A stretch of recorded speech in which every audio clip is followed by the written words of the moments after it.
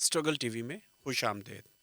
آج ہم بات کریں گے 27ویں آئینی ترمیم کے حوالے سے، کیونکہ اس وقت نہ صرف ٹیلی ویژن پہ بلکہ اخباروں میں اور سوشل میڈیا پر بھی ہر وقت اسی کے بارے میں بات کی جا رہی ہے۔ عام طور پر بعض لبرل صحافی، بعض نام نہاد لبرل افراد اور دانشور اس ترمیم کی مخالفت کر کے خود کو جمہوریت پسند ثابت کرنے کی کوشش کر رہے ہیں۔ بلا شبہ اگر آپ جمہوریت پر یقین رکھتے ہیں تو آپ اس ترمیم کی حمایت کسی صورت بھی نہیں کر سکتے، لیکن محض ترمیم کی مخالفت کرنا میرے تجزیے کے مطابق، میرے موقف کے مطابق بالکل ایک خالی خلی سی اور منافقانہ سی بات ہے۔ پہلے ہم دیکھتے ہیں کہ آئین ہوتا کیا ہے۔ آئین کسی بھی ملک میں اس ملک کے اندر موجود بیلنس آف فورسز یعنی طبقاتی طاقتوں کے توازن کے بارے میں ایک لا ہے، ایک دستاویز ہے جو بیلنس آف فورسز کو ریفلیکٹ کرتی ہے، اس کا عکس ہوتی ہے۔ اگر کسی ملک میں فوج زیادہ طاقتور ہے، اگر کسی ملک میں مذہبی گروہ زیادہ طاقتور ہے، جیسا کہ ہم ایران میں دیکھتے ہیں، تو وہاں کا آئین فوج کے حق میں ہوگا، وہاں کا آئین مذہبی لوگوں کے حق میں ہوگا۔ اگر کہیں پہ سرمایہ دار طبقہ بہت زیادہ حاوی ہے، جیسا کہ ہم امریکہ میں دیکھتے ہیں، تو پھر محنت کش طبقے کے کوئی حقوق نہیں ہوں گے، عام لوگوں کے اتنے زیادہ حقوق نہیں ہوں گے۔ آپ جس ملک میں جتنی جد و جہد کرتے ہیں ایک طبقے کے طور پہ، چاہے وہ سرمایہ دار طبقہ تھا، چاہے وہ مزدور طبقہ تھا، چاہے وہ مڈل کلاس تھی، اس نے جتنی جد و جہد کی ہوتی ہے اسی حساب سے اس کے حقوق موجود ہوتے ہیں، اور اسی لحاظ سے آئین میں ان حقوق کو تحفظ دیا جاتا ہے۔ پاکستانی ریاست کو حمزہ علوی نے بولا تھا اوور ڈیولپڈ اسٹیٹ، پھر اشتیاق احمد کے بقول یہ ایک گیریزن اسٹیٹ ہے، عسکری ریاست ہے۔ بعض لوگ جیسے عائشہ صدیقہ اس کو پریٹورین اسٹیٹ قرار دیتی رہی ہیں۔ ان کی جو مشہور کتاب ہے ملٹری انک، اس میں انہوں نے اسے پریٹورین اسٹیٹ کے طور پر کریکٹرائز کیا۔ ان تینوں کنسیپٹس میں، تھیریز میں تھوڑا تھوڑا سا فرق ہے، لیکن ایک مشترکہ بات یہ ہے کہ ہر کنسیپٹ میں، ہر تھیری میں فوج کو برتری حاصل ہے، اور یہ کوئی ایسی بات نہیں ہے جو لوگوں کے لیے اچنبھے کی بات ہو۔ ہمیں اس ملک میں سب کو معلوم ہے کہ اس ریاست میں فوج کی چلتی ہے، تو آئین بھی فوج ہی بنائے گی، فوج ہی چلائے گی، فوج کو ہی تحفظ دے گا، کیونکہ اس ملک میں جمہوری قوتیں نہ ہونے کے برابر ہیں۔ اور پھر جس طرح کی قوتیں خود کو جمہوری قوتیں کہتی ہیں، ان کی اس ملک میں ساکھ کیا بچی ہے؟ وہ مسلم لیگ تھی، پیپلز پارٹی تھی، وہ پاکستان تحریک انصاف ہے جس کی بات میں بھی تھوڑی دیر میں دوبارہ کروں گا، وہ جماعت اسلامی اور جمعیت علماء اسلام جیسی سیاسی مذہبی جماعتیں ہیں، وہ نام نہاد قوم پرست جماعتیں ہیں، اے این پی سے لے کے یا بعض بلوچستان کی سیاسی جماعتیں جو اس وقت پارلیمنٹ میں بیٹھی ہوئی ہیں، ان کی ایک ٹکے کی ساکھ باقی نہیں ہے، نہ جمہوریت کے حوالے سے نہ ایمانداری کے حوالے سے۔ یہ کرپشن کی، بدعنوانی کی علامت بن چکی ہیں۔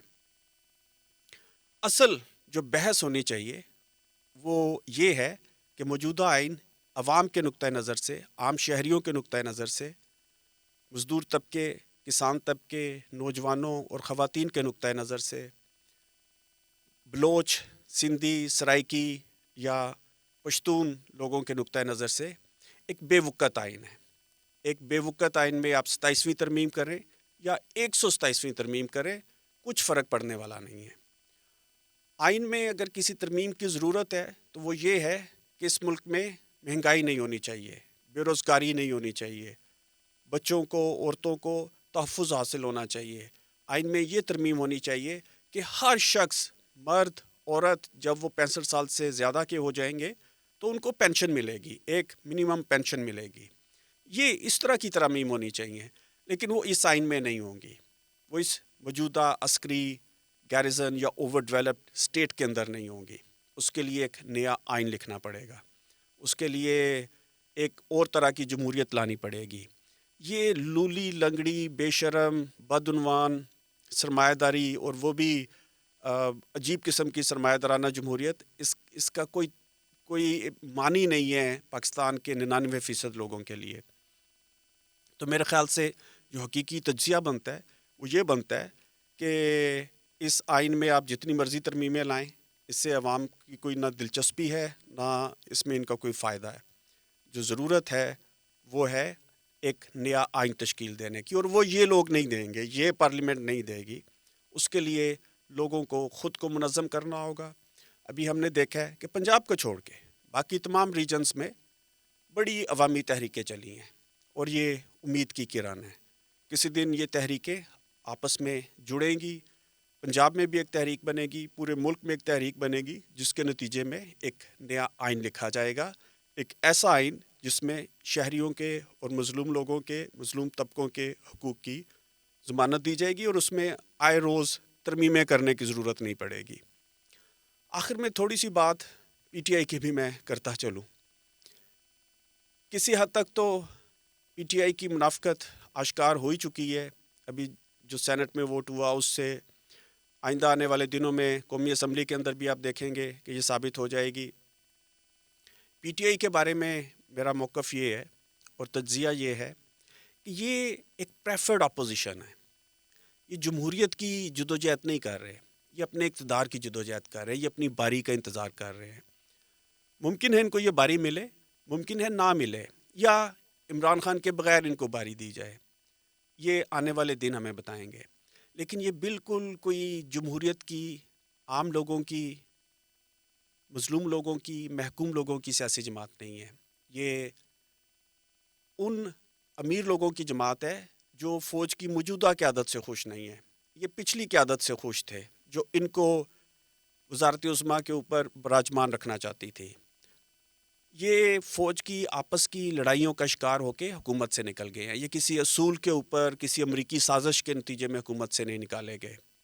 اور جو لوگ پاکستان تحریک انصاف یا پیپلز پارٹی اور مسلم لیگ، میں تینوں میں کوئی فرق نہیں سمجھتا، یا جتنی بھی پارلیمنٹ میں پارٹیاں بیٹھی ہیں، میں ان سب کو فوج کے ملازم کی حیثیت سے زیادہ کوئی حیثیت دینے کو تیار نہیں ہوں، اور پاکستان کے شہریوں کو یہ پتہ ہے.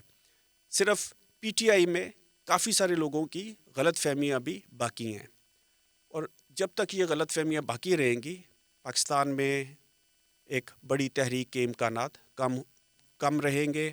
کیونکہ یہ ایک ایسی سیاسی جدوجہد کے راستے میں رکاوٹ ہے جس کے نتیجے میں اس ملک کے اندر ایک حقیقی جمہوریت قائم ہو سکتی ہے، جو نہ صرف لوگوں کو اظہار رائے اور تنظیم سازی کی اجازت دے، بلکہ ان کے روٹی، کپڑے اور مکان کی ضمانت بھی دے.